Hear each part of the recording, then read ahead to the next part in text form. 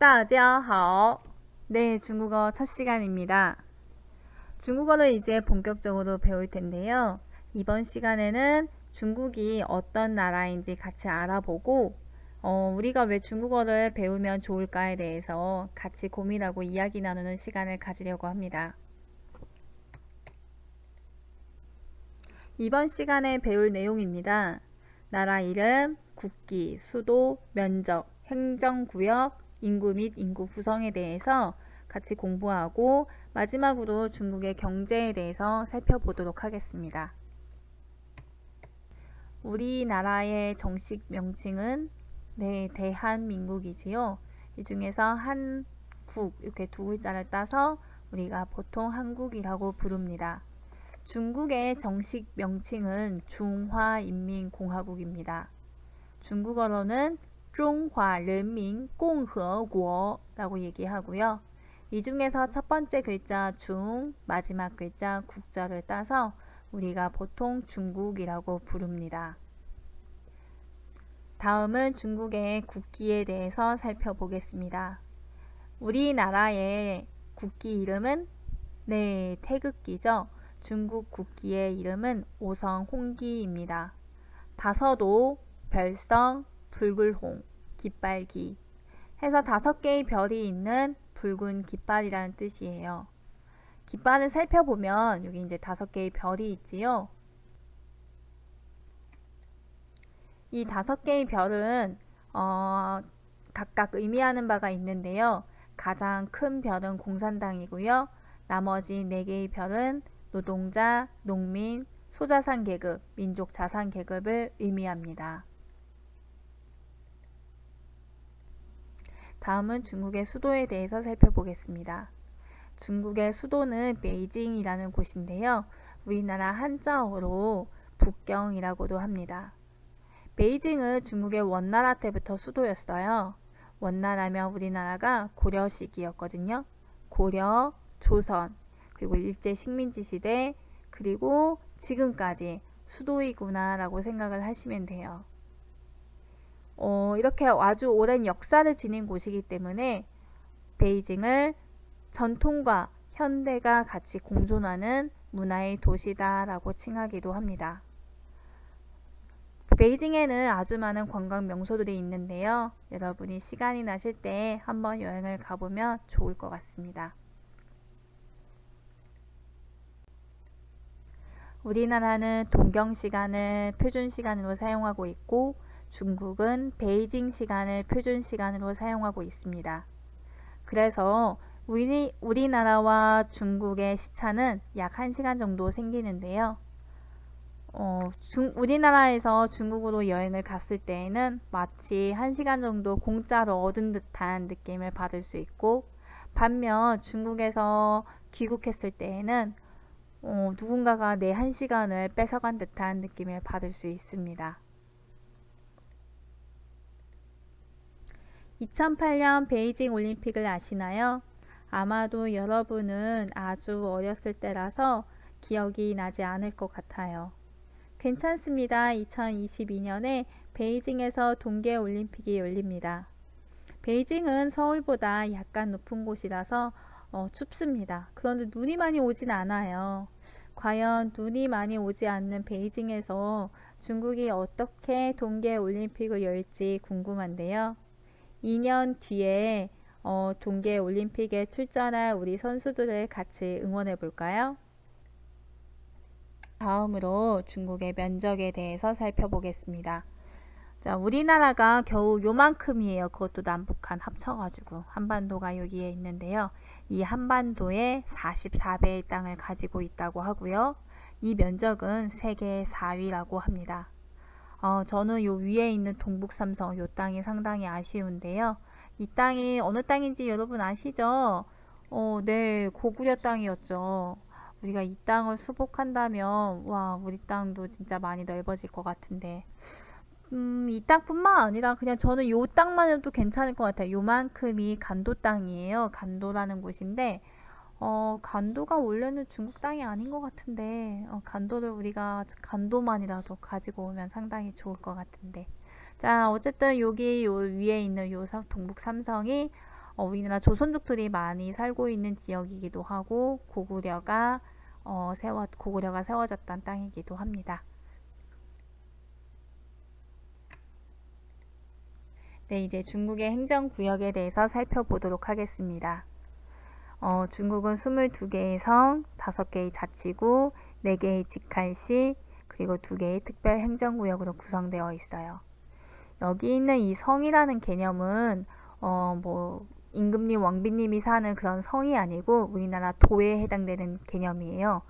경기도, 전라북도, 전라남도, 충청북도, 충청남도, 경상북도, 경상남도, 위쪽으로는 함경북도, 함경남도 이런 도에 해당되는 개념이거든요. 우리나라는 남북한 합쳐서 8도지요. 조선 8도라고 얘기하지요. 중국은 총 22개의 성이 있습니다. 그런데 여기서 조금 알아두셔야지 되는 게 중국은 대만, 타이완을 23번째 성이라고 간주를 해요. 한마디로 타이완을 나라라고 치지 않습니다. 그 다음 5개의 자치구는요, 소수 민족들이 많이 살고 있어서 자기네들이 이제 스스로 정치라든가 이런 것들을 하는 자치구역이라는 뜻이고요. 네이몽고는 몽골족이, 신장 위구르는 위구르족들이, 시장은 이제 티벳족들이, 그다음에 광시 장족은 장족들이, 닝샤 후이족은 닝시라는 곳에서 후이족들이 자치하는 곳입니다.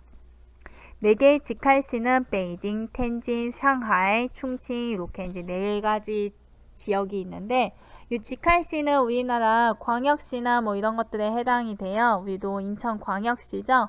그런 광역시 개념으로 이해하시면 될 것 같고 우리도 특별행정구역이 있어요. 특별자치도 제주도가 있지요. 중국은 특별행정구역이 홍콩과 마카오인데요. 홍콩은 영국, 마카오는 포르투갈의 식민지였어요. 그래서 1997년에 홍콩이 반환되고 그 후에 마카오가 반환되었습니다. 외국의 식민지도 오랜 세월 동안 있었기 때문에 당장 중국의 정치나 경제에 흡수되기가 어려울 것 같아서 중국에서 특별행정구역으로 지정을 해놨고요. 다른 지역은 여러분이 비자를 발급받아야 갈 수 있는 곳인데 홍콩과 마카오는 우리나라에서 이제 무비자로 갈 수 있는 곳이에요. 여러분이 비행기 티켓만 들고 가면은 홍콩과 마카오는 여행 다녀오실 수 있습니다. 중국의 인구 총 14억 3,900만, 약 4천 정도 된다는 뜻이죠. 네, 14억 4천만이 넘는 곳인데, 자, 이 인구는 세계 1위라고 합니다. 2위로 인도가 차지하고 있고요. 그 다음부터는 정말 훅 줄었어요. 일본이 1억으로 11위를 차지하고 있고요. 한국은 28위, 5천만 인구죠. 남북한 만약에 통일된다고 하면 우리가 7천만이라고 하니까 좀 더 순위가 올라가지 않을까 싶습니다. 네, 우리나라는 단일 민족이라고 얘기를 하지요. 중국은 다민족 국가입니다. 그래서 여러 가지 민족들이 함께 살고 있는 곳인데요. 그 중에 가장 많은 민족이 한족입니다.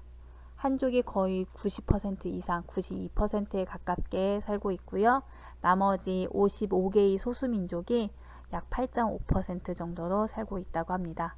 이 55개의 소수민족 중에 여러분이 잘 아는 민족도 있지요. 우리나라와 아주 가까운 조선족이 있습니다. 지금 요거는 소수민족으로 만든 우표인 것 같아요. 사진 제가 다운받은 거 보니까 이게 99년도에 발행된 게 아닐까 싶은데 이 중에 조선족이 있습니다. 어디일까요? 네, 맞습니다. 여기입니다. 보니까 여자가 장구를 치고 있고 남자는 북을 치고 있지요. 자, 요게 아마 조선족이지 않을까 싶습니다. 자, 마지막으로 중국의 경제입니다.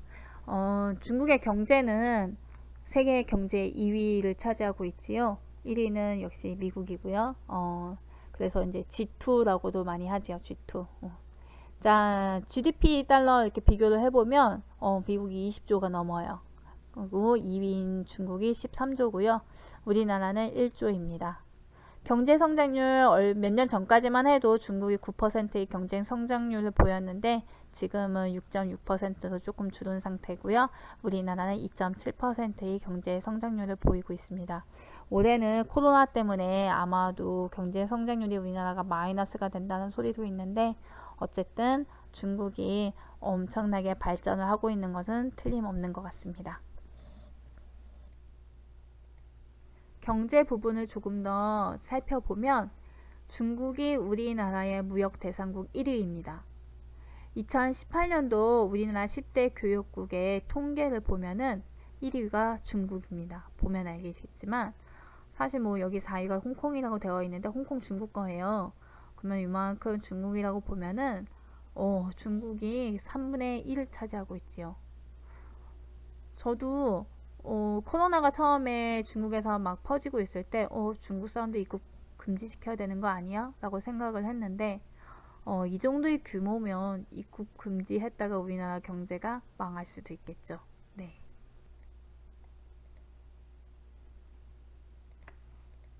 네, 2019년도 10대 교역국 통계입니다. 역시 홍콩 여기다가 이렇게 붙여놓는다고 생각을 하면 역시 중국이 1위고요. 2020년 우리나라 10대 교역국 통계입니다. 코로나 때문에 무역이 활발하지 못함에도 불구하고 역시 중국은 우리나라 무역 대상국 1위에 속합니다.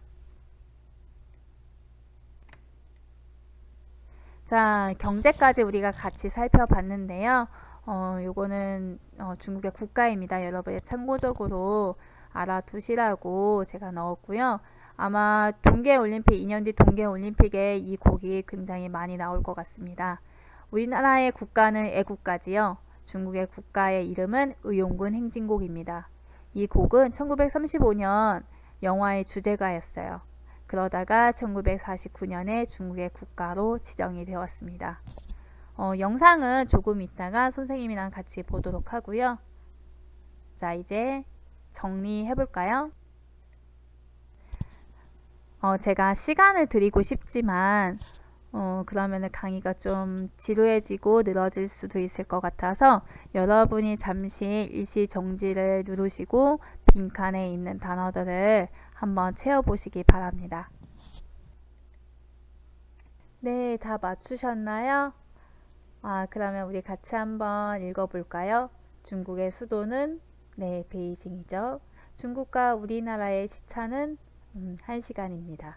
중국은 세계 4위의 넓은 국토, 세계 1위의 많은 인구, 세계 2위의 경제 규모를 가지고 있지요.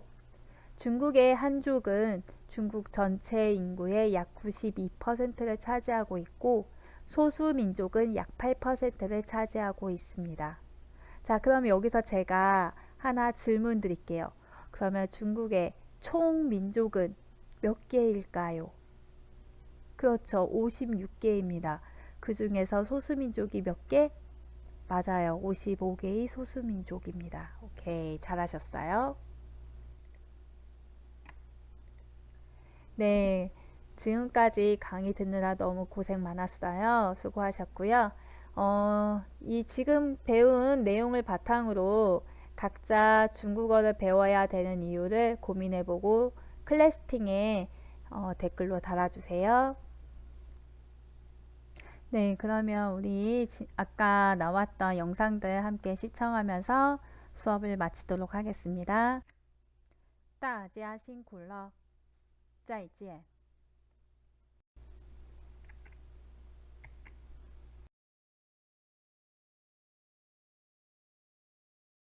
이제 4년 뒤인 2022년 중국 베이징에서 동계올림픽을 만나게 됩니다. 이미 중국은 전 국가적 역량을 모아 동계올림픽을 준비하고 있는데요. 그 소식을 베이징 강민수 특파원이 전합니다. 지난해 여름 개장한 중국의 실내 스키장입니다. 폭이 50m, 최장 500m짜리 슬로프입니다.